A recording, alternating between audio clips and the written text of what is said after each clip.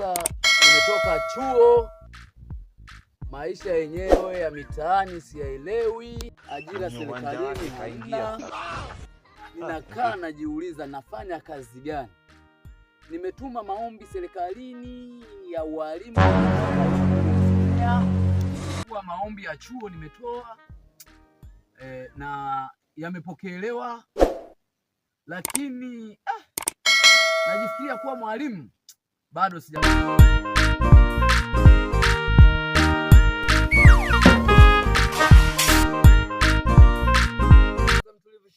Marhaba, vipi?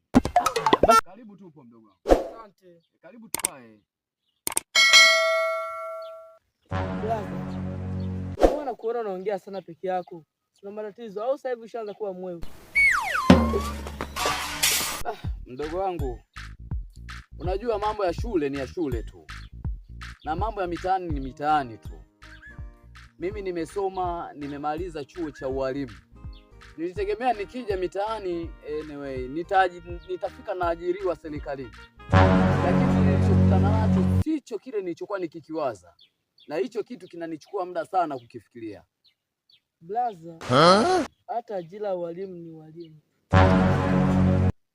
Rizika, yani walimu na mshahara mdogo, sikatai, ila maisha mtaani mabaya sana. Bora tu kubali na hiyo kazi ya walimu.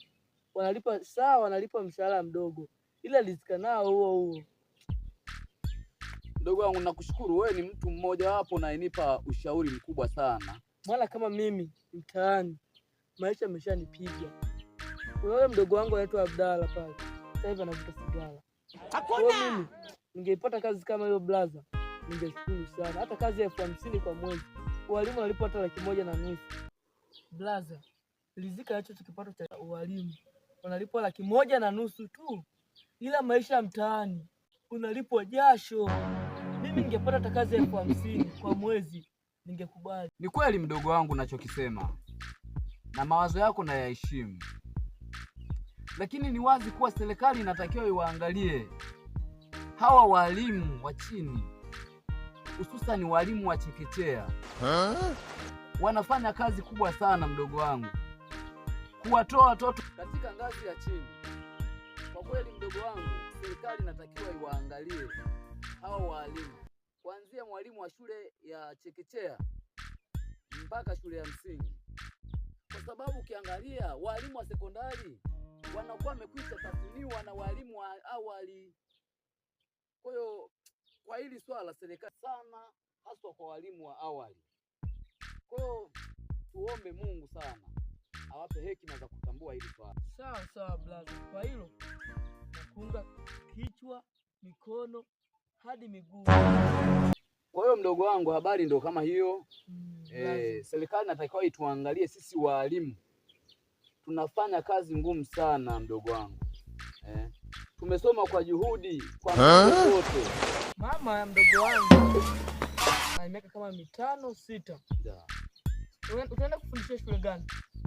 Ni hapo chini bondeni? Shule ya sekondari Bulega.